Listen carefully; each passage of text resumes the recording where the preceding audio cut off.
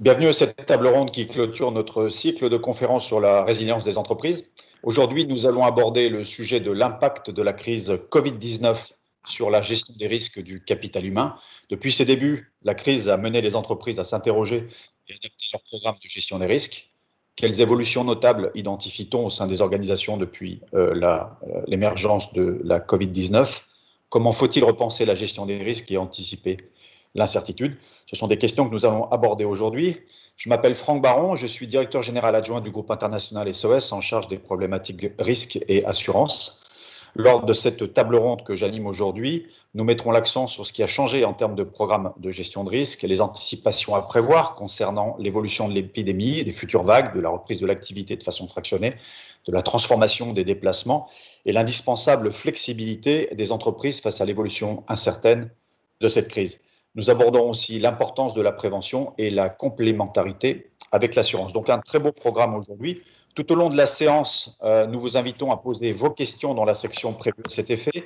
Nous garderons du temps en fin de séance, je l'espère, en tout cas c'est ma responsabilité, pour y répondre avec nos intervenants que j'ai le plaisir de présenter tout de suite. Domiti Frétin, qui est vice-présidente groupe Compensation and Benefits à Bureau Veritas. Bonjour Domiti, j'espère que vous allez bien. Bonjour. Je vais très bien.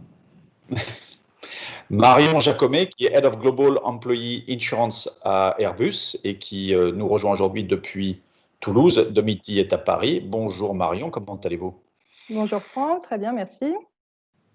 Et puis, last but not least, Cyril Brandt, directeur commercial de Marche France, qui lui aussi nous appelle depuis Paris. Bonjour Cyril, tout va bien? Bonjour Franck, très bien, merci. Ravi d'être ce matin ensemble. Plaisir partagé. Et puisqu'on parle de merci, moi je voulais d'ores et déjà vous remercier tous les trois pour l'immense travail que vous avez fourni en termes de préparation et puis aussi d'avoir fait preuve de flexibilité et d'adaptabilité depuis que nous avons parlé d'organiser cette conférence et cette séance, puisqu'on l'avait programmée déjà depuis le mois de mars.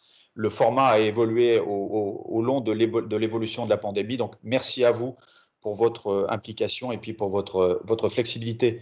Pour ne pas perdre de temps, je vais vous poser la première question et puis je l'adresserai tout d'abord à Domiti. Comment le projet de mise en place du programme de gestion de risque a-t-il été mené dans votre entreprise et en fait, quelle était la stratégie pour engager avec votre direction générale? À vous, Domiti. Alors, tout d'abord, nous avons défini et enrôlé deux sponsors au sein du comité exécutif, le directeur juridique du groupe, le General Counsel, et la directrice des ressources humaines. Ils ont joué un rôle primordial de relais du projet auprès du comité exécutif et de la direction en général, en faisant des points aux différents meetings du comité exécutif tout au long de la phase d'élaboration et puis aujourd'hui dans le suivi de l'évolution. Et ils nous permettent de garder ce projet vivant et de garder les autres membres du comité exécutif concernés par ce projet. D'accord, très bien. De votre côté, Marion, comment cet aspect de mise en place et d'engagement avec la direction générale s'est déroulé pour le groupe Airbus? Alors, moi, je dirais tout d'abord que certaines entreprises, et notamment dans le secteur de l'aéronautique, en ce qui me concerne, sont impliquées par nature sur les aspects santé et sécurité des salariés. La gestion du risque du capital humain pendant la crise sanitaire est ce qui permet d'assurer une continuité et ce qui permettra une reprise des activités tout en démontrant les valeurs de l'entreprise, qui sont entre autres pour Airbus le travail d'équipe, la priorité à la santé et sécurité de nos salariés et de nos produits. Donc, par exemple, pour prendre un exemple concret, pour nous, au risque manager du groupe, il s'est avéré essentiel rapidement de veiller à ce que les employés en mobilité, donc les expatriés ou les personnes en voyage d'affaires, soient protégés et suffisamment couverts en cas d'hospitalisation, qu'ils puissent être rapatriés si besoin. Donc, voilà, je pense qu'on n'avait pas attendu cette crise pour engager des changements en termes de gouvernance quant à la gestion globale des employés bénéfices avant la crise du Covid. Mais c'est vrai que cette situation a certainement accéléré la prise de conscience. Et concrètement, par exemple, on s'est aperçu que certains pays étaient sous-assurés, notamment en tempo d'essai. Et voilà, donc je pense que ce sont certaines choses auxquelles la direction générale est particulièrement sensible. D'accord. Et juste pour aller un petit peu plus loin dans votre réponse, Marion, quand on regarde l'alignement entre ce programme de gestion de risque et les objectifs des membres de votre COMEX, de votre direction générale, est-ce que vous avez de votre côté perçu des décalages où il y avait un alignement dès le départ sur les objectifs propres de ces dirigeants? Alors, il y avait un alignement assez dès le départ. Ce qu'on essaie d'accomplir à travers l'implémentation des programmes globaux que nous avons mis en place ces dernières années, notamment un programme global de gestion des risques voyage ou Global Pooling, c'est d'entamer une voie d'harmonisation, de rationalisation des programmes tout en contenant les coûts, en prévenant des risques d'image et de réputation, ce à quoi le top management était particulièrement attentif, surtout en ce moment. Je pense que c'est un point d'ailleurs qu'on peut tous retenir, enfin pour les gens qui nous écoutent et nous voient aujourd'hui, c'est de travailler en amont quant à la mise en place de ce type de projet, de bien aligner ça sur les objectifs et priorités d'une direction générale. Là-dessus, Cyril, vous avez votre propre expérience en intervenant auprès de direction générale de vos clients. Qu'est-ce que vous pouvez nous dire sur le lien entre la gestion de risque et les objectifs de ces dirigeants? Je rebondirai sur ce que vient de dire Marion. Les directions générales, elles se sont tout de suite focalisées sur comment sont couverts mes salariés aux quatre coins du monde. On sait que la crise du Covid a été à différentes échelles aux quatre coins du monde. Il y avait des décès chez les clients, il y avait des hospitalisations. Donc, comment étaient couverts tous ces salariés? Et le but, avant tout, c'était de satisfaire et de répondre aux attentes et aux besoins des salariés pour qu'ils évitent d'avancer des frais et donc être certains que il y avait l'hospitalisation et qu'ils n'avaient pas associé d'autres choses. Donc, il y avait vraiment un focus clair des directions générales sur ça. Comment sont protégés mes salariés? Mais c'est ce que disaient Domitille et Marion. Comment sont-ils protégés? S'ils ne le sont pas assez, qu'est-ce que je peux mettre en place pour subvenir à leurs besoins? Voilà, donc vraiment taking care, comme on dit, être certain dans la souffrance que les salariés ont toutes les réponses de la société. Et le deuxième point, qui était un gros focus également, c'était, on l'a dit, la continuité d'activité. Être certain que tout le monde se retrouvant en lockdown, confiné, puisse travailler, bien entendu, mais être certain que tout le monde allait bien, ou s'il y avait un problème, que tout de suite on soit alerté. Et je prendrai juste l'exemple de Marche. Nous, on avait un COMEX quotidien. On commençait tous les matins à 9 h, tout le COMEX, à recenser s'il y avait le moindre souci parmi les salariés. Donc, il y avait vraiment veiller à ce que on sache en permanence s'il y avait le moindre souci et comment répondre aux soucis. Donc, je pense que toutes les directions générales étaient focus là-dessus. C'était être certain que chaque employé allait bien, ou s'il y avait un souci, qu'on pouvait le traiter et le gérer.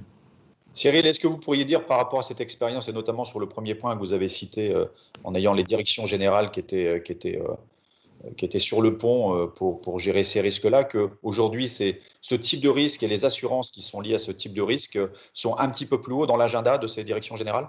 Clairement, c'est Domitille ou Marion qui le disait, ça a accéléré le processus. De par cette période du printemps dernier, on sait collectivement, les grandes entreprises, rendu compte qu'il peut y avoir des trous dans la raquette à certains endroits, et ça a accéléré ce phénomène d'identification des risques et de trouver des solutions pour couvrir au mieux les salariés, qu'on soit en France ou au Zimbabwe ou en Australie. Voilà. Donc il y a vraiment un focus clair et ça a fortement accéléré. Et on en parlera plus tard, mais c'est vraiment un sujet et un souci maintenant très permanent dans les directions générales. Bon, tout à fait. Alors, encore une fois, là, pour les gens qui nous écoutent et qui sont à l'amorce de la mise en place de ce type de programme de gestion de risque et d'assurance du capital humain, très clairement, aujourd'hui, il y a un vrai, comment dire, une opportunité de taper à la porte de la direction générale pour travailler sur des programmes peut-être plus systématiques et sur la prévention, la protection des salariés et du capital humain. Merci à tous les trois pour toutes ces réponses. Je vais revenir maintenant vers Domitille pour la prochaine question, qui est plus liée en fait sur l'écosystème de ce type de programme. Donc, quelles sont les autres parties prenantes, internes ou externes d'ailleurs, qui ont été impliquées ou qui sont impliquées dans vos programmes pour qu'ils fonctionnent de la manière dont vous le souhaitez? Alors, évidemment, le réseau RH a été sollicité, mais chez Bureau Veritas, en fait, on a pu capitaliser sur un projet qui avait déjà été mené et achevé par les risques et assurances sur tout ce qui était non-vie. Donc on s'est appuyé non seulement sur leur processus, mais sur leur réseau, notamment sur la première phase qui était la phase d'audit. Et du coup, on a beaucoup utilisé, entre guillemets, le réseau des achats, le réseau juridique et financier du groupe, sachant que chez Bureau Veritas, on est très dispersé dans le monde, puisqu'on est dans plus de 140 pays. Donc, heureusement, on avait certains responsables qui s'occupaient de plus de pays, mais du coup, ils avaient eu l'habitude de répondre à ce genre de demande et du coup, nous répondre sur les aspects d'assurance liés à la personne. Ça a été plus facile. Et puis, petit à petit, et selon les pays et selon la maturité du réseau RH, on a pu s'appuyer de plus en plus sur les RH. D'accord. De votre côté, Marion, en termes de parties prenantes impliquées, qu'est-ce que vous pouvez nous apporter comme éclairage? Alors, en interne, au niveau du siège, tout d'abord, il faut mentionner la collaboration essentielle entre le risk management et les ressources humaines. Ça, c'est une première chose. Pour la mise en place de certains de nos programmes, par exemple le programme global mission professionnelle, BTA, les achats également jouent un rôle important en faisant lien avec nos agences de voyage et notre politique de voyage interne. Ce qui est sûr, c'est que la coordination interne et une communication fluide sont des facteurs clés pour pouvoir faire équipe et mettre en place efficacement ce type de programmes globaux. Et je pense que pour rapprocher en fait les équipes en interne, il est nécessaire d'avoir un fil conducteur commun, incarné par les valeurs, les missions, la stratégie du groupe. Donc pour Airbus, comme pour beaucoup d'entreprises, il s'agit de favoriser la collaboration, de simplifier les process, de rationaliser la façon dont on travaille. Donc on ne va pas forcément parler le même langage entre le risk management et les ressources humaines. Mais bon, une fois que la communication déjà est en place, ça permet d'obtenir différents points de vue et puis d'amorcer le projet. Donc ça, c'était pour la partie interne. En ce qui concerne les parties externes, nous, on a choisi rapidement de travailler avec différents partenaires. Donc tout d'abord un courtier global qui a réalisé déjà un audit de la situation, qui nous a permis d'obtenir de la visibilité sur les couvertures en place, leur positionnement sur le marché, de nous aider à structurer notre gouvernance. Et à faciliter en fait les échanges entre les différents départements au niveau des fonctions centrales. Et puis ensuite, dans un second temps, avec les équipes locales également. Donc voilà, nous travaillons aussi avec 2 réseaux de compagnies d'assurance qui frontent nos programmes, employés benefits, ce qui nous a permis rapidement de consolider le nombre de fournisseurs avec à la clé des économies et une harmonisation du service.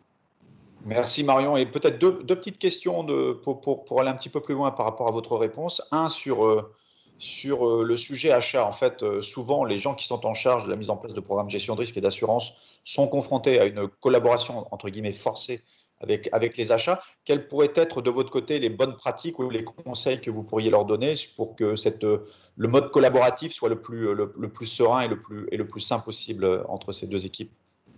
Alors, ça va dépendre de la gouvernance, entreprise par entreprise. Je pense, chez Airbus, donc moi, j'agis aussi en tant que courtier d'assurance interne. Donc, je ne vais pas nécessairement impliquer les achats pour toutes les opérations, par exemple, notamment les appels d'offres globaux. On va plus avoir les achats qui seront présents en local pour tout ce qui est appel d'offres menés en local sur les aspects assurance médicale et assurance vie. Je pense que d'un point de vue général, que ce soit les achats ou n'importe quelle autre fonction, ce qu'il faut, c'est faire preuve de pédagogie, d'éducation. Je pense qu'il y a des concepts d'assurance, notamment quand on parle de programmes de gestion des risques globaux comme les employés benefits, dont les concepts sont quand même très techniques. Quand on parle de dig deal, de global pooling, de réassurance de captive, voilà, je pense que ce n'est pas forcément très intuitif pour toutes les fonctions, ce RH ou achat. Donc, je pense qu'il faut faire preuve de pédagogie, communiquer énormément. Et encore une fois, nous, dans notre situation, le fait de travailler avec un consultant global, ça nous a aussi permis de fluidifier cette communication en interne et puis de travailler sur ce qu'on appelle les rules of the road, donc des règles qui peuvent être cascadées en local et qui sont plus, on va dire, ils nous ont permis d'utiliser un langage commun, on va dire, pour communiquer entre fonctions. Voilà. J'ai une question qui suit une partie de ce que vous m'avez dit, Marion, et que je vous poserai à vous et à Domiti. Mais juste avant, j'aimerais demander à Cyril de nous parler un petit peu plus de son concept de ticket gagnant dont il me parlait par rapport à cette problématique. Non, mais oui, le ticket gagnant, c'est le CompenBen, la RH et le Risk Manager. Enfin, clairement, et on le voit à chaque fois que le RH et le Risk Manager ont parlé ensemble et ont travaillé ensemble, ça a été tout de suite un succès pour la mise en place de programmes globaux et mondiaux ou coordonnés en tout cas. Le Risk Manager, ça fait des années qu'il travaille sur des programmes internationaux. On le sait bien, en risque IARD, le concept du programme mondial est né il y a des dizaines d'années et c'est grâce à la même démarche d'audit, de recensement, de collecte d'informations, d'analyse, de traitement, d'optimisation, de consolidation et in fine, pourquoi pas d'un programme mondial. Mais le programme mondial n'est pas la réponse à chaque fois. Mais ce qui est important, c'est de faire, et Marion et Domiti l'ont bien dit, de faire cette collecte et au moins d'avoir la connaissance du risque local pour voir comment le traiter. Donc, le Risk Manager a depuis longtemps fait cette démarche. Le RH est dans sa spécificité et de faire travailler ces deux mondes qui, je suis un peu provocateur, mais se parlaient pas trop encore il y a quelques années. La crise du Covid, en tout cas, a accéléré cette rencontre et ce mariage entre deux métiers complémentaires avec deux approches à faire travailler ensemble. Et c'est pour moi le ticket gagnant et on l'observe de plus en plus à chaque fois qu'on réalise des missions globales sur des programmes de cette nature. Et alors, je ne vais pas parler de l'externe parce que je suis pas très neutre dans le dispositif, mais c'est certainement qu'un conseil global, mondial, avec un réseau international, avec des experts dans chaque pays pour mener cette mission d'audit et les discussions avec les opérations locales est un atout majeur.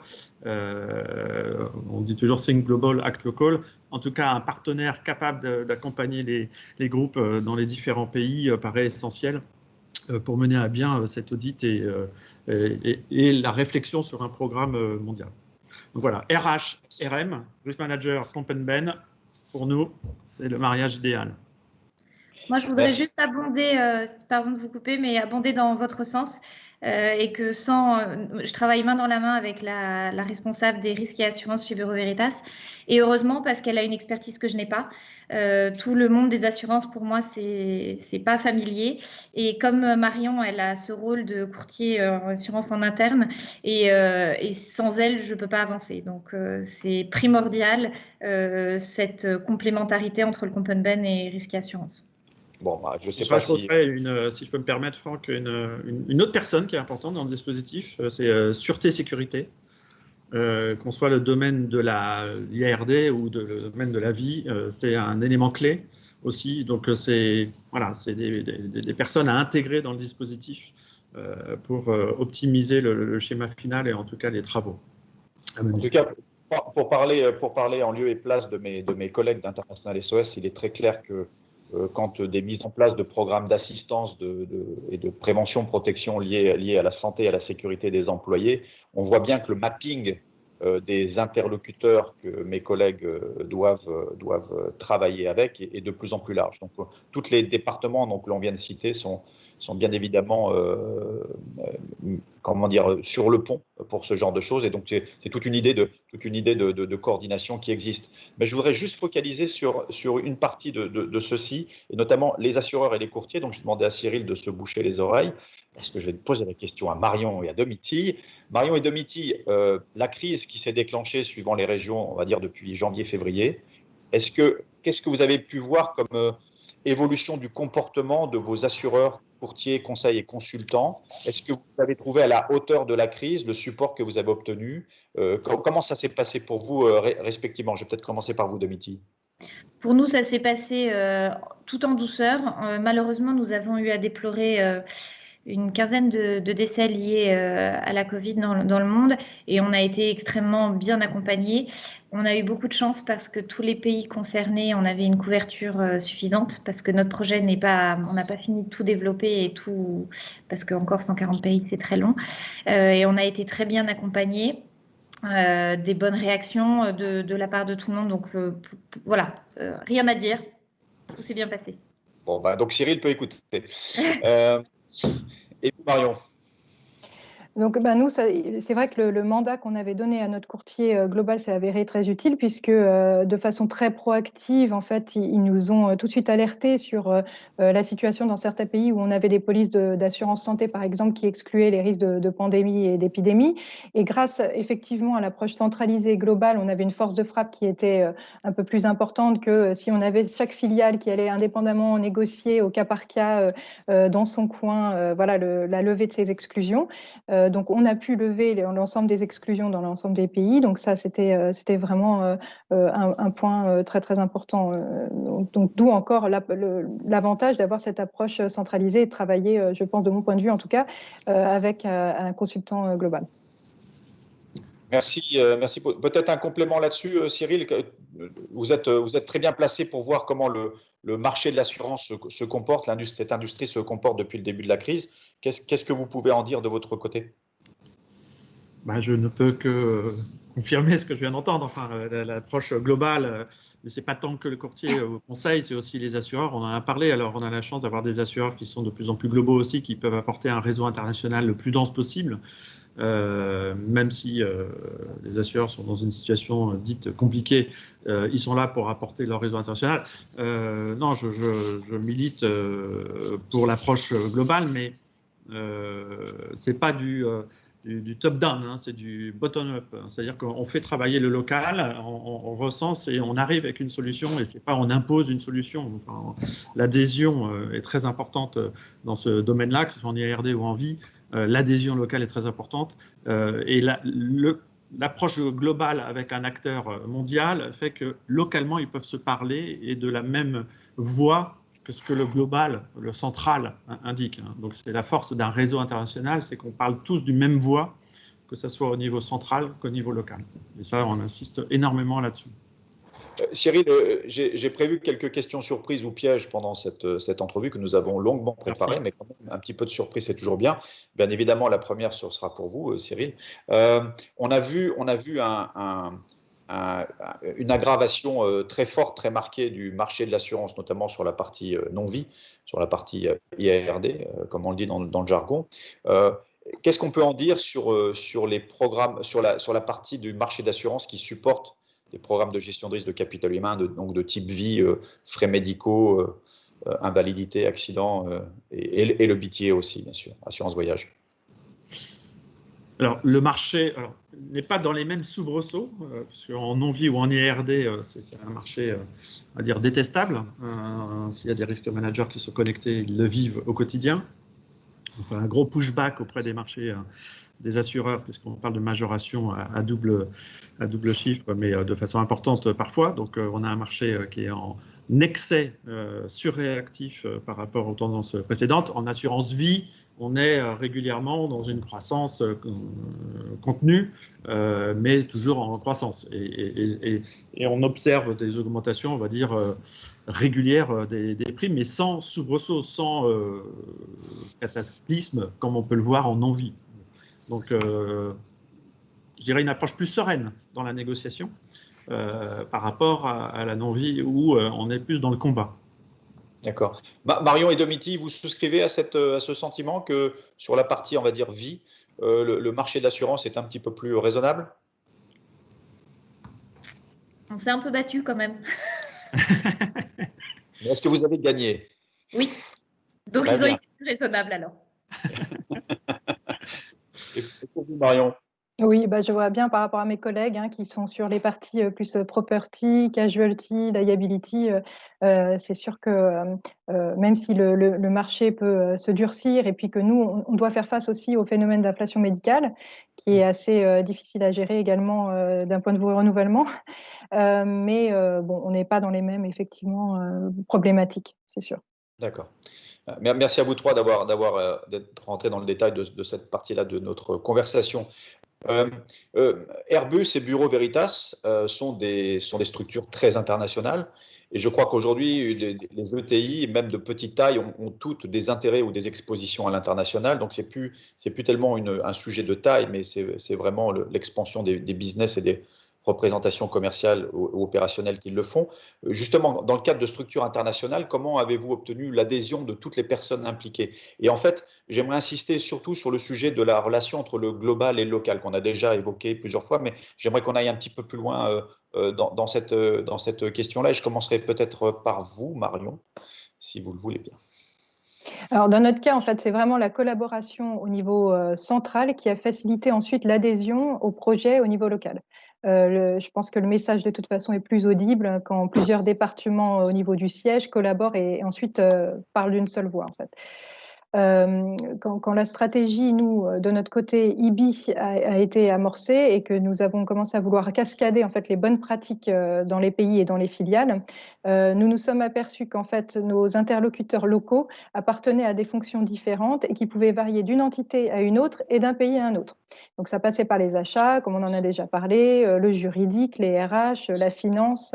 Voilà. Donc le fait de s'associer et je pense qu'il en sera de même dans la réponse de Domiti aussi. Le fait de s'associer au niveau central permet aussi de combiner nos réseaux internes et d'atteindre plus d'interlocuteurs et surtout de trouver les bons interlocuteurs. Voilà.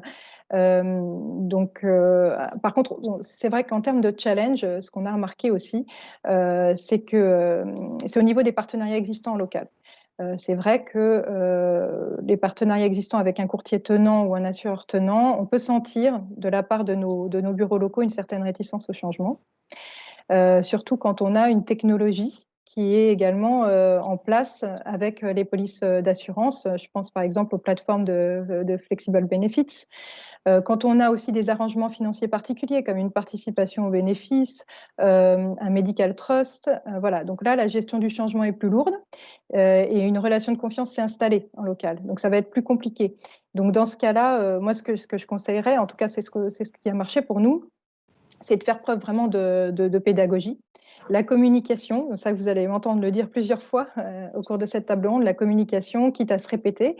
Et ce qui facilite les échanges, c'est vraiment d'essayer de s'attacher à démontrer qu'en fait, pour nos équipes locales, rejoindre un programme global n'a pas d'aspect négatif. C'est vraiment que des points positifs. Il y aura moins de personnes impliquées dans les appels d'offres globaux, il y aura des points d'escalation, un pouvoir de négociation plus important pour négocier les tarifs, les renouvellements, les conditions générales. Donc, faut rester pragmatique, je pense, quand on s'adresse à nos bureaux locaux. Et il faut mettre l'accent sur l'approche qui est vraiment long terme. Donc, nous, on en est dans un stade où on laisse encore le choix à nos entités de rejoindre les programmes globaux. Mais c'est vrai que petit à petit, on demande de plus en plus de justifications si ce n'est pas le cas. Et voilà, on affine notre gouvernance au fur et à mesure. Voilà. Également. Merci Marion. Domiti, je crois que de votre côté, l'expérience a été un petit peu différente. Oui. Alors, elle a commencé de la même façon, c'est-à-dire avec un courtier global et essayer de développer le projet grâce à un assureur et un courtier. On a réussi de façon très limitée. Parce qu'en fait, on est dans une topographie chez Bureau Veritas particulière où il y a une grande indépendance des pays et un ancrage très important localement. Et donc, je rebondis un peu sur ce que Marion vient de dire, c'est-à-dire que lorsque les partenariats locaux existent et fonctionnent bien, c'est plus difficile d'imposer un courtier global. Donc aujourd'hui, on a changé notre approche. C'est-à-dire que tout ce qui a été mis en place en centrale avec notre courtier global, ça fonctionne bien et ça continue.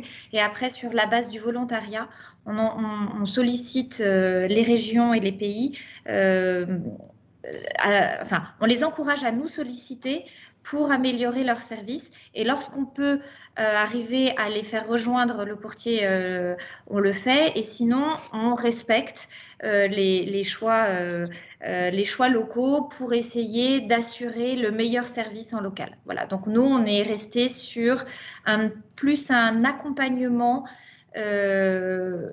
technique et commercial pour assurer le meilleur service en centrale. Et on n'a pas réussi, en tout cas, ce n'est pas la voie aujourd'hui de centraliser l'ensemble du process en global. C'est quelque chose qui, de toute façon, de façon générale, n'a pas lieu d'être chez Bureau Veritas. D'accord, merci Domiti. Cyril, sur ces problématiques de global et locale. Qu'est-ce que vous pouvez nous dire de votre côté? Je rejoins ce qui a été dit. Enfin, on est dans une culture, alors on va mettre en opposition les cultures anglo-saxonnes et les cultures françaises. On a toujours le même schéma où la culture anglo-saxonne impose et nous, on est plus dans une démarche d'adhésion. On n'est pas dans un schéma d'imposer un schéma et au contraire de comprendre le local, de le prendre en considération et d'arriver avec une solution. Et après, il adhère ou il adhère pas parce qu'on a répondu à son attente. Donc, on est plus dans un schéma de cette nature. Donc, et on ne doit pas se dire la solution, c'est d'intégrer et basta, quoi. Il faut qu'on arrive avec une solution qui satisfasse les problématiques locales et l'intérêt du groupe au global. Et pour rebondir, c'est de la communication, c'est de l'explication, c'est de l'échange, c'est vraiment de la persuasion. Alors à un moment, on peut se bloquer parce qu'il y a un frein local absolu de part des considérations de partenariat local et ça, on n'évitera pas. Donc c'est pour ça qu'on est plus à réfléchir sur du 80-20, quoi. Le but, c'est pas d'arriver à 100% de solutions, mais au moins de faire adhérer les plus grands programmes, les plus grands pays ou des pays qui ont des problématiques qu'ils n'arrivent pas à résoudre localement. Donc on doit arriver avec des solutions et pas avec une imposition d'un schéma qu'on aurait pensé à Toulouse, Paris ou ailleurs. Et c'est un peu ce qu'on observe en général dans les programmes IRD non-vie aussi. Et c'est le charme du French Flair, quoi. C'est d'arriver avec une solution. Tout à fait. Et puis je pense aussi, ce point est lié aussi à l'organisation, l'esprit d'entreprise de l'organisation dont on parle et sa culture. Oui. Donc, je ne pense pas qu'il y ait une solution sur les rayons qui soit disponible pour tout le monde. Et donc, je crois que c'est, en tout cas pour les gens qui sont au niveau, je dirais, dans les prémices de ce type de démarche, il faut vraiment penser à s'adapter à la culture de son entreprise, parce que autrement c'est se battre contre des moulins à vent et je pense que ça devient trop compliqué. Donc, comme on l'a dit tout à l'heure, je crois que Cyril aussi en parlait tout à l'heure, un programme très structuré, mondial et centralisé n'est pas applicable à tout le monde et n'est peut-être même pas recommandable pour tout le monde. Donc, il y a plusieurs solutions, il y a plusieurs manières de faire ces choses-là. On parlait donc d'engagement avec la direction générale tout à l'heure et on parlait de la manière dont la direction générale vit ces programmes à partir du moment où ils ont été créés. Est-ce que et la question je l'adresse d'abord à Domiti, est-ce que vous pourriez partager avec nous un peu les arguments que vous avez utilisés ou la façon dont vous abordez avec votre direction générale le reporting régulier de ces programmes-là. En fait, la question étant autour de voilà l'efficacité de nos programmes de manière un peu tangible, voilà ce qu'on peut dire de ce qu'on apporte en mettant en place cette approche-là. À vous, Domiti. Alors, encore une fois, chez nous, parce que le projet a été lancé il y a 2 ans, donc on a aussi évolué. On est une société de services pour laquelle les coûts liés au personnel représentent la très grande majorité des coûts et du coup, l'impact financier de tous nos projets est très important. Donc, au départ, on a beaucoup axé le projet sur les savings financiers possibles et puis l'harmonisation des coûts. Et puis, petit à petit, on a réorienté notre stratégie sur la volonté importante d'être un employeur de choix et notamment on a mis en place le projet d'avoir une assurance vie pour tous les salariés de Bureau Veritas partout dans le monde. C'est vrai que la crise la pandémie nous a aidés à faire prendre conscience de l'importance plus seulement pour l'image de marque de Bureau Veritas, mais pour la qualité, le type d'employeur que nous voulons être. Et ça a marqué les esprits forcément plus rapidement et plus profondément. Donc aujourd'hui, nous impliquons l'ensemble des managers et de la direction générale via cet angle-là, c'est-à-dire que nous voulons être un employeur protecteur. Voilà. Merci Domiti. Je sais que Cyril souhaite répondre à cette question-là, mais pour lui permettre de terminer la préparation de sa réponse, je voulais juste rappeler à tout le monde, on est un petit peu plus à la mi-temps de notre session, que vous pouvez nous poser des questions sur le chat, donc n'hésitez pas à le faire. On a 3 experts avec nous et je pense que c'est l'opportunité pour vous de poser vos questions, quelles qu'elles soient, reliées à ces thèmes-là. Donc n'hésitez pas. Cyril, donc sur cette logique de comment faire le reporting vers une direction générale sur l'efficacité de ces programmes-là, qu'est-ce que vous pouvez nous en dire? Alors moi, il y a un an, j'aurais dit, c'est l'aspect financier. Toutes les directions générales attendent, c'est quoi le retour, combien je vais y gagner financièrement.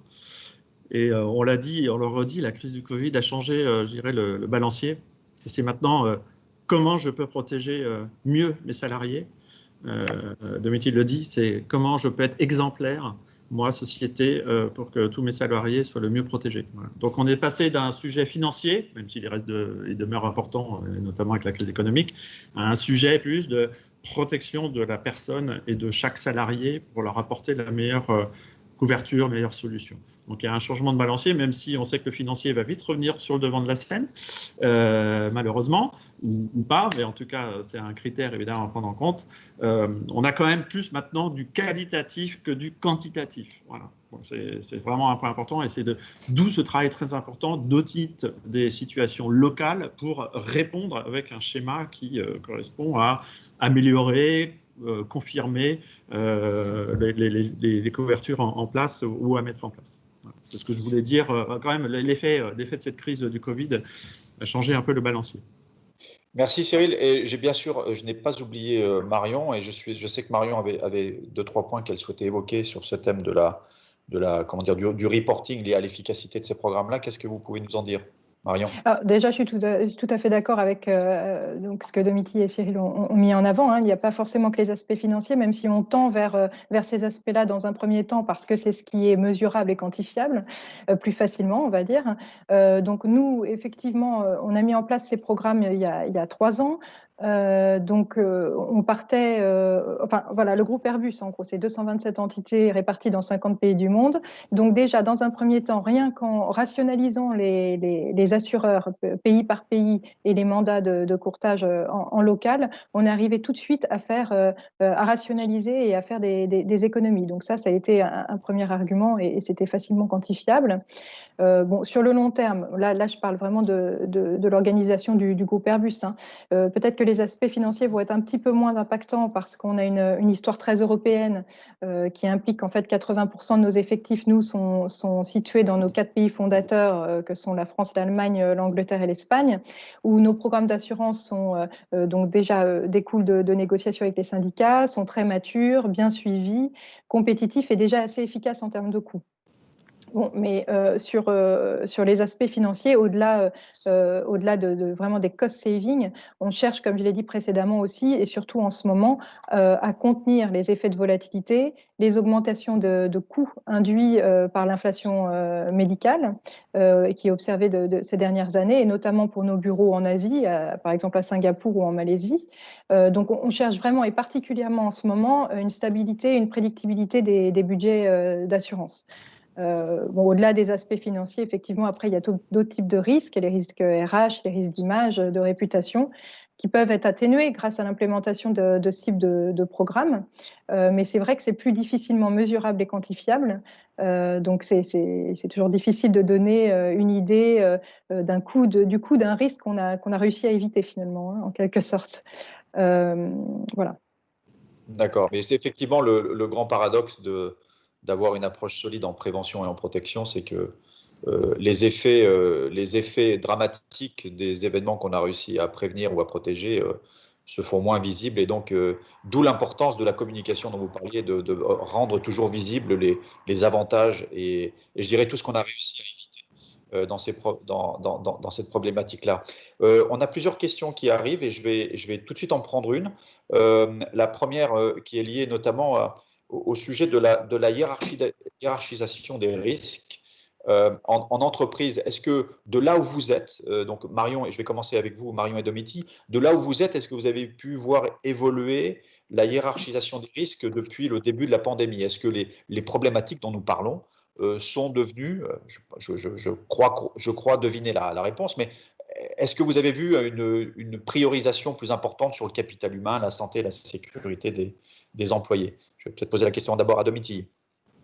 Oui, nous, clairement. Il y a eu une prise de conscience, en fait. Je pense que pour beaucoup, les assurances, comme le disait Marion, c'est pas un univers très facile à comprendre, à intégrer pour beaucoup, et notamment souvent par les gens qui le gèrent. Donc souvent, ça reste en statu quo et on ne se pose pas forcément la question de la réalité des couvertures, etc.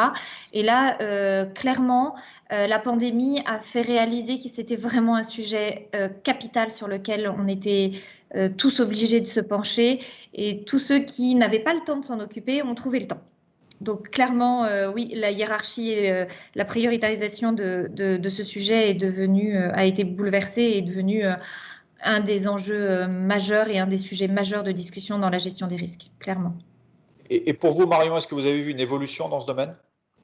Oui, oui, tout à fait. Pareil que pour Domiti, on a même vu donc des cellules de crise se mettre en place au sein du groupe qui permettaient de réunir différentes fonctions. On les a citées déjà précédemment, mais c'est vrai que réunir la fonction sûreté-sécurité, achat, risk management, RH autour de la table pour justement suivre les risques liés, par exemple, à nos expatriés, à nos voyageurs d'affaires, remettre en question nos politiques de voyage à l'international ou ce genre de choses, on voit qu'il y a eu un accent qui a été mis là-dessus, ça c'est certain. Au-delà de ça, même pour ce qui est du groupe Airbus, en tout cas, donc le duty of care est évidemment un sujet qui a toujours été présent, mais qui est particulièrement présent en ce moment, ça c'est sûr. Et on définit même le duty of care, enfin nous en tout cas, on s'attache à l'étendre même au-delà des salariés à nos partenaires externes, même quand ils sont en mission pour notre compte. Je parle des consultants, nos clients. Donc c'est vrai que ça peut même s'avérer être un atout commercial parfois, lorsque nos clients peuvent être couverts par nos programmes d'assurance. Donc voilà, on n'est plus dans simplement les définitions standardisées du risque de capital humain. On réfléchit aussi à quelle est notre responsabilité et quel est le devoir en fait de protection qu'on veut appliquer au sein du groupe. Je vais vous poser une question pour aller un tout petit peu plus loin sur ce thème, Marion. Quand vous dites aller un petit peu plus loin, est-ce que vous, depuis le Covid-19, vous voyez, quels sont les sujets pour vous qui sont importants pour continuer à porter justement cette duty of care dont vous parlez, ce devoir de précaution et de soins qu'on apporte à nos employés, et puis comme c'est le cas chez Airbus, à l'écosystème autour des employés et de l'entreprise. Quels sont les sujets, qu'est-ce que vous avez vu, vous, de nouveau depuis la survenue de cette pandémie ? Alors, je pense que ce qui a été très important, c'est la possibilité d'avoir accès à des données, d'avoir une visibilité, une transparence. C'est là qu'on s'est vraiment aperçu qu'avoir une approche centralisée, une approche globale était importante, rien que pour avoir accès justement à ce qui se passe, aux différents programmes, comment sont couverts les salariés à travers le monde, comment ils sont suivis, les outils de tracking par exemple pour nos expats, pour nos voyageurs d'affaires. Vraiment, ce qui a été important, c'est de pouvoir justifier qu'on a une visibilité, qu'on sait ce qui se passe au niveau du siège, et qu'on peut reporter rapidement en fait au top management. D'accord. La question que je vais poser, je vais commencer à la poser à Domiti, et puis je reviendrai vers vous, Marion. Sur ces sujets de duty of care, on a vu notamment chez International SOS une augmentation énorme du besoin d'information, d'une information qui soit triée, qui soit neutre, qui soit basé sur des faits. Le besoin d'information, par exemple chez Bureau Veritas, comment vous le mesurez et quelles sont pour vous les bonnes solutions pour y répondre ? Alors, on le mesure. Alors, on le mesure déjà aussi avec vous, parce qu'on travaille avec vous, donc on a ces retours-là. Après, je pense qu'effectivement, le sujet on n'est peut-être pas aujourd'hui, on le fait par retour des différents pays, mais on est en pleine réflexion pour un peu plus institutionnaliser le processus de retour d'information. On n'est pas encore optimum là-dessus. Et donc, c'est une grande discussion en ce moment. D'accord. Cyril, pour reprendre ce point qu'on est en train d'évoquer, donc l'évolution des besoins sur les sujets de prévention, de protection, d'accompagnement des employés et puis des managers de ces employés dans les différents pays liés à la pandémie. Au tout début de notre conversation, Cyril, vous évoquiez le fait que les directions générales sont beaucoup plus prégnantes, beaucoup plus impliqués, notamment en termes de gestion de crise. Mais maintenant qu'on arrive en mode de gestion de crise, je veux dire long terme, est-ce que vous voyez des évolutions de besoins vis-à-vis de cette direction générale? Je dirais qu'on est encore dans la crise, donc on n'a pas encore toutes les conclusions. On l'a dit et redit, Marion et Domitille, il y a eu des évolutions évidentes de par la crise. Vraiment, c'est duty of care, oui, c'est le point clé. Moi, je dirais que voilà, on est tous focalisés là-dessus. On ne sait pas trop comment on va encore pouvoir avancer, comment on va pouvoir être organisé, mais il y a vraiment un point clé maintenant, et je le répète, dans tous les COMEX ou les comités de direction générale, je pense que le premier thème abordé en début de COMEX, c'est le volet social, le risque humain. Avant, on parlait risque, voilà, où en sont les résultats et tout ça. Enfin, nous, on le voit chez nous, et je sais, de par mes clients, voilà, le premier sujet traité dans chaque COMEX, c'est le risque humain. Donc, c'est vraiment devenu le top risque, je dirais, par rapport à ce qu'on pouvait voir précédemment. Donc, une évolution notable. On ne sait pas encore, on n'est pas encore au bout. Il y aura des retours d'expérience de cette situation-là. On en a déjà du premier confinement, on en a déjà de cette crise, mais ça va évoluer fortement dans les prochains mois. Mais clairement, c'est devenu, pour moi, le top risque traité par les directions générales et par les managers. Je dirais que chaque manager, maintenant, est impliqué sur le risque humain dans son action quotidienne. Merci Cyril. J'ai une question là sur la problématique des voyages en fait. Donc tout le monde, il y a un sentiment général que les voyages n'existent plus, ce qui n'est pas tout à fait vrai. Les voyages continuent à exister, notamment pour des raisons professionnelles, quand le besoin s'en fait sentir. Pour vous, Marion et Domitille, comment l'accompagnement du voyage se fait, et pour vous aider dans la réponse, juste pour partager avec vous une statistique que je trouve très intéressante de nos plateaux d'assistance chez International SOS, on a vu une diminution de 70% du volume de voyages à suivre et à gérer pour nos clients, mais avec pour chacun des voyages restants, plus de 5 fois plus d'activités et de support à apporter pour chacun des voyages. En fait, on est passé de simple à complexe. Je m'explique. On est passé de voyages qui étaient considérés par tout le monde comme étant simples à tous les voyages systématiquement qui deviennent compliqués ou complexes. C'est-à-dire que vous voyagez par exemple de Paris à Francfort, c'était il y a 8 mois quelque chose que chacun pouvait gérer dans son coin. Aujourd'hui, tout est complexe. Quels sont les protocoles à suivre au départ, à l'arrivée, etc. Comment cette problématique-là est gérée dans vos deux entreprises? Je commencerai avec Marion. Alors, nous, on a revu tous nos protocoles, bien évidemment. Donc, on considère chaque voyage comme un projet, quasiment, comme une gestion de projet, presque.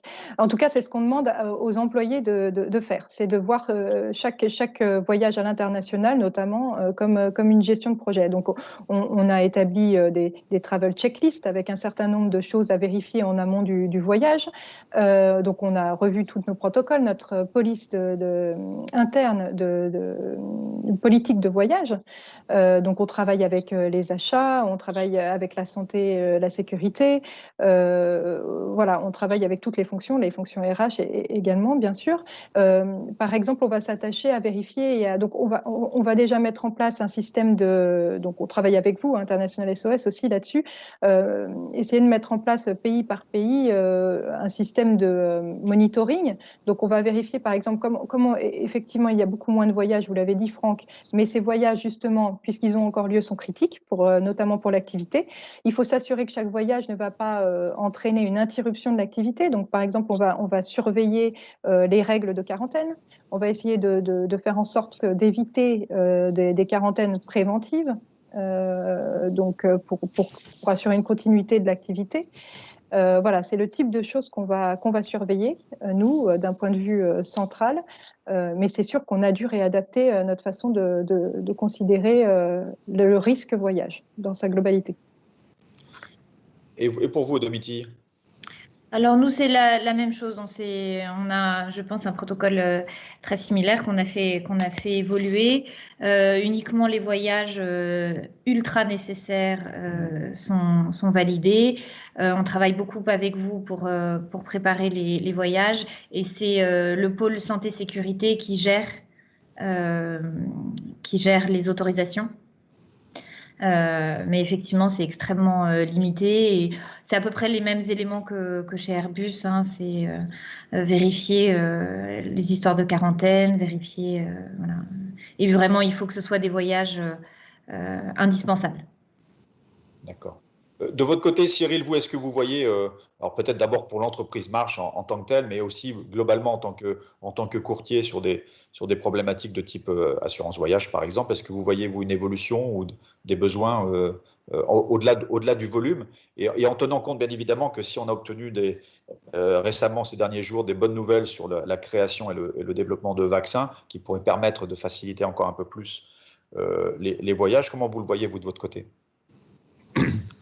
Nous, les voyages chez Mars, ça se limite de Paris à la Défense ou de la Défense à Paris, donc c'est très jouissant. Blague à part, toutes les sociétés, on vient de l'entendre, ont limité considérablement les voyages. Enfin, quand vous dites qu'il y a encore des voyages qui se font, franchement, on a une baisse d'activité totale chez nos clients, voire une absence de déplacement. Ce qui va prêter à réfléchir à notre façon de travailler, mais c'est là où on est quand même dans un métier de relations humaines et ça manque les voyages, parce que de ne pas aller voir l'entité locale, et notamment quand on parle de faire des programmes mondiaux, ce qui compte c'est la communication et de ne pas aller voir l'entité locale pour expliquer, et voilà, c'est quand même un manque. Donc on espère tous qu'on va pouvoir revoyager un jour, on compte sur ce cher vaccin, et puis les protocoles sanitaires pour pouvoir voyager. Mais c'est vrai que là, pour l'instant, c'est blackout total, sauf en Chine où ils voyagent beaucoup plus qu'avant même la crise. Donc, on a de l'espoir là-dessus. Donc, pour l'instant, c'est un statu quo, c'est de l'attente. Nous, on ne peut pas voyager du tout. Hein, c'est même pas un projet, c'est une absence de projet total. Et nos clients doivent évidemment en souffrir, et notamment dans le développement du business. Donc, on a hâte de pouvoir. Maintenant, c'est l'attente du vaccin et de ce que ça pourra donner. Et puis, encore une fois, de pouvoir aller voir les entités locales, de communiquer, d'expliquer et de reprendre ces échanges physiques avec nos filiales et nos correspondants. Merci Cyril. J'ai quelques questions, il nous reste moins de 5 minutes et on va essayer de les traiter, peut-être pas toutes parce qu'il y en a certaines qui sont extrêmement techniques, donc je me permettrai peut-être éventuellement de faire passer les questions à nos panélistes pour qu'ils puissent apporter leur pierre à l'édifice de la réponse. Juste peut-être pour commenter sur la complexité des voyages, même s'ils ont radicalement réduit, il y a aussi, je pense, un besoin, en tout cas beaucoup le font sentir, beaucoup de risk managers avec qui je suis en contact l'expriment aussi, d'avoir des outils digitaux qui permettent de faciliter tout cela. Donc éventuellement des passeports santé digital qui permettent de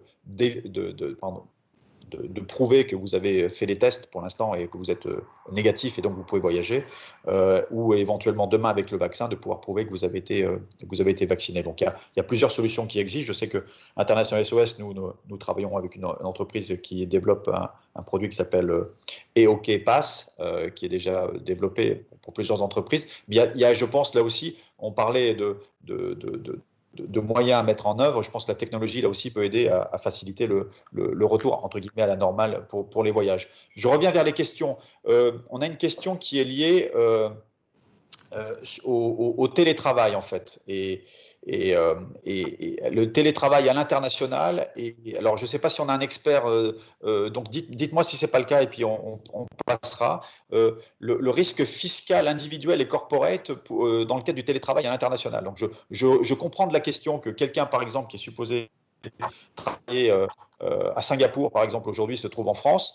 Et qu'est-ce qui se passe? Donc, vous qui êtes, Marion et Dimitri, dans des fonctions assurance et RH, qu'est-ce que vous pouvez nous en dire, si vous avez quelque chose à dire sur ce thème? Alors moi, c'est des sujets effectivement que je gère.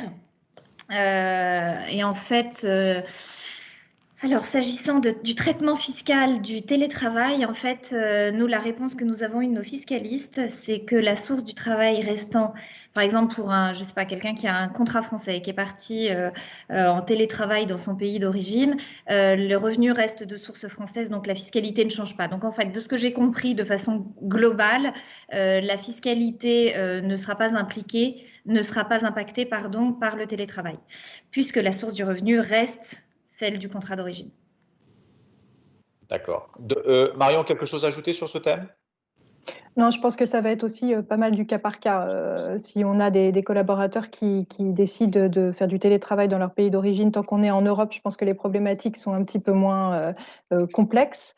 Mais c'est vrai que après, je pense que ça va être du cas par cas. Si on sort Ça dépend de la source. Ouais. Ça dépend de la génération du revenu. Si vous continuez à faire le boulot que vous faisiez avant, et c'est-à-dire que vous bossez par exemple pour le siège qui est basé en France, il n'y aura pas de changement.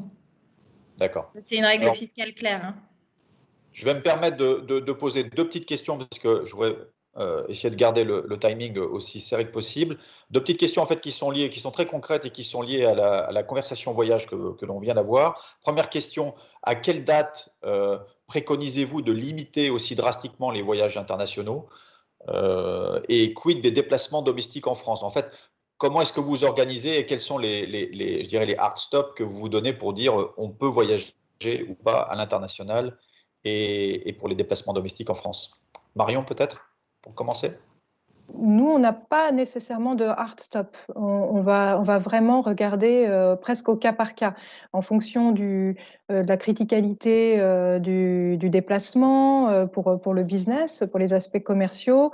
On peut même aller dans un certain niveau de granularité en impliquant aussi la médecine du travail. Si le collaborateur en question a des maladies des facteurs de comorbidité, des facteurs aggravants de santé. Voilà, on n'a pas une règle qui va dire voilà, on stoppe tel voyage à l'international dans tel pays, surtout que la réglementation évolue, la situation évolue quasiment jour après jour. Donc nous, ce qu'on va faire, plutôt que d'opter pour des règles très strictes et générale, on va surveiller la situation au quotidien et adapter notre vision et les règles qu'on met en place quotidiennement. Voilà. Avant d'aller vers Domiti, Marion, question subsidiaire, qui est en charge de cette décision-là? Qui décide de interdit, pas interdit, possible, pas possible chez vous? Alors c'est une cellule de crise, une watchtower qui a été montée spécialement et qui inclut toutes les fonctions clés de l'entreprise, la médecine du travail, la sécurité, voilà, les achats, l'assurance, les RH et voilà, et qui reporte au comité exécutif par rapport aux règles qu'on essaie de mettre en place tous ensemble. Merci Marion. Et pour vous, Domiti, comment ce sujet Alors, comme Pierre dit, on n'a aucune règle stricte interdisant les voyages. En revanche, ce que j'ai dit, c'est qu'il faut qu'ils soient indispensables. Après, je ne vais pas trop élaborer parce que je n'en sais pas forcément plus, parce que chez nous, c'est géré par Santé Sécurité, qui évidemment travaille sur ce sujet au quotidien, parce que comme le disait Marion, les règles évoluent, mais je ne voudrais pas risquer de dire des bêtises. D'accord. Vous n'avez pas dit de bêtises, Domiti, pour l'instant. Tout va bien. On arrive à la fin de notre séance. Alors, je voudrais d'abord commencer très sincèrement à remercier Cyril, Domiti et Marion pour votre temps. Et puis, parce que les gens qui nous suivent aujourd'hui ne le voient pas, vous avez été très dédiés à la préparation de cette séance. Donc merci à vous trois très sincèrement. S'il y a eu de la valeur et de la qualité dans cette séance, tous les droits de cela vont vers vous, parce que c'est vous qui avez fait la qualité de cette séance. En tout cas, en tant que modérateur, j'ai vraiment apprécié le temps que j'ai passé avec vous. Donc, merci Cyril, merci Marion et merci Domiti. Nous arrivons à la fin de ce cycle de conférences sur la résilience des entreprises. On espère que ces sujets évoqués vous ont aidé à mieux appréhender les enjeux de santé et de sécurité dans vos organisations. Alors, avant de vous quitter, on tenait à remercier toute l'équipe, toutes les parties prenantes qui ont rendu possible cet événement, nos partenaires Egencia et Workplace Options, et l'ensemble des intervenants qui ont pris part aux séances et ont partagé leur expérience, ainsi que tous les experts d'International SOS qui nous ont aidés à les préparer et qui sont intervenus. Pour les gens qui nous ont suivis, vous recevrez, suite à cette table ronde, un mail avec les enregistrements des séances et les ressources et des ressources liées à ces thèmes pour vous accompagner dans votre stratégie de protection, de votre organisation et de votre capital humain. Alors, lors de ce cycle, on a couvert sur ces 4 séances, je pense, un territoire qui est assez large et qui impacte la santé et la sécurité de nos salariés et des différentes activités des gens représentés pendant ces séances. La pandémie et les risques géopolitiques et sécuritaires, l'évolution des dispositifs de déplacement et de protection des salariés à l'international, l'importance de la santé et la gestion des risques psychosociaux dans les politiques RH. Et puis enfin, aujourd'hui, comme on l'a vu, l'évolution de la gestion des risques imposée par la Covid-19, sa complémentarité avec les assurances et la mise en place de ce type de dispositif. Donc, nombre de ces défis liés à la crise ont mené à l'émergence de nouveaux besoins pour nos organisations.